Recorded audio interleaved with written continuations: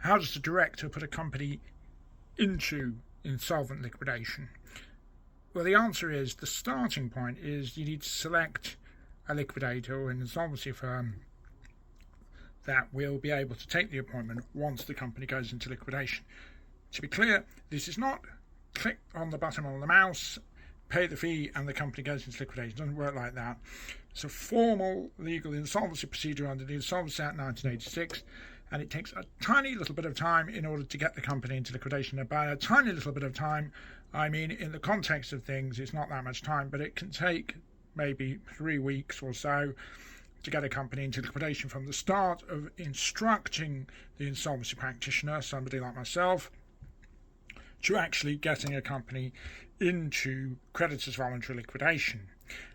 Now, the first thing that what we're going to have to do is we're going to have to validate the identity of the people instructing us. We can't simply receive an instruction from somebody and not find out who they are.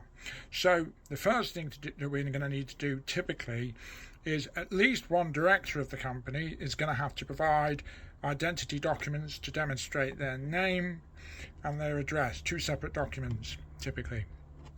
And the other thing is to validate the beneficial owners of the business, which will be somebody who's got a 25% or more shareholding in that business. Very commonly it will be the same parties, and very commonly it will be a 1 or 2 director company, for a small CVL liquidation. However, there is then the practical side of things, that once the onboarding checks to validate the identity has been dealt with, there is the practical steps of how are we actually going to get the company into liquidation. And the clues as to how we do that are in the company's constitution, in the Articles of Association. And what they will do is they will explain the rules surrounding the convening of meetings if you're going to use a meeting procedure as opposed to a written resolution to get the company into liquidation. The key thing is that there needs to be a resolution from the shareholder. It doesn't matter whether the company is solvent or insolvent in terms of the type of liquidation, you're still going to have to pass a special resolution. And a special resolution requires 75% or more of the votes either cast at a meeting if you're going down a meeting route, or 75% of the shareholders as a whole to vote in favour of the special resolution. Now, what is key is if you are going to use the meeting route, because it tends to be quicker in the sense that you can convene a meeting within a very, very short space of time indeed, whereas a written resolution is typically 28 days. If the company is under some pressure, if it's an insolvent company, you need to get it into liquidation quicker, then the route that will be common to use will be a general meeting of the company. And where you have more than one shareholder, the general provision is that unless the Articles of Association determine otherwise, and if you're using model articles, they won't. So this rule comes from the Companies Act, that if there is more than one shareholder, then the votes cast at the meeting, it must be more than one vote cast. And it doesn't even matter if somebody has 95% of the shares and the special resolution will be passed in any event, if it were a written resolution. If it were to be the case that there is another shareholder, then that other shareholder must vote in favour of the special resolution. Otherwise, you're going to have to go down the written resolution and forget about convening a general meeting of the shareholders. Now, that's a practical step. If you've got a sole director, sole shareholder company, then you don't have any of these kind of problems, and it can all be run very, very swiftly indeed.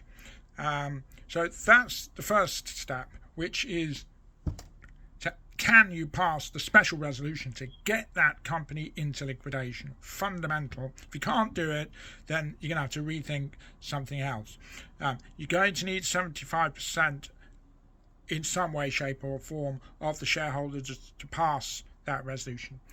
Now, The next thing that needs to be determined before you can even hold the meeting or pass a special resolution, you have to put together the information for the liquidator's firm, who's going to be appointed as the liquidator. Generally, it can be about somebody else if the shareholders, if the creditors determine somebody else, but generally, once the director has selected a liquidation firm, they will tend to be appointed by the creditors as well. But it can change. But in most cases, it is the same.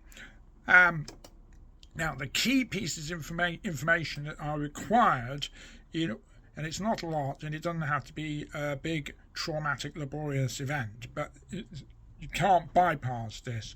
There are two fundamental documents that have to be prepared in order to provide creditors with information and comply with the regulation. One of them is the Statement of Affairs, which is like an up-to-date breakup basis or insolvency basis balance sheet of the company, and the other is what's known as the SIP 6 report, or the financial information that is given to creditors. Now, the key thing in these documents is as follows. You need to know what the assets of the companies are, their book value, and their estimated to realise value as at roughly the date of liquidation or very shortly prior to liquidation. Going to have those assets categorised in terms of plant and machinery, motor vehicles, trademarks, stock, book debts, cash, overdrawn debts, loan account, etc. Obviously, because that information is going to the creditors, you're going to need to know who the creditors are, their names, addresses, and the amounts that they're owed.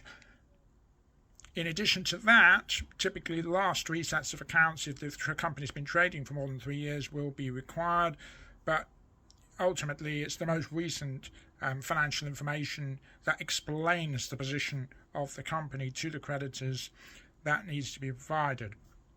You need to know if there's been any employees, to see if there's going to be any employee claims, for example. And so once all that information is collated and provided, off you go. You can put the company into liquidation, and that is ultimately how you get a company into creditors' voluntary liquidation. Questions, queries, concerns, give us a shout. We know insolvency inside out.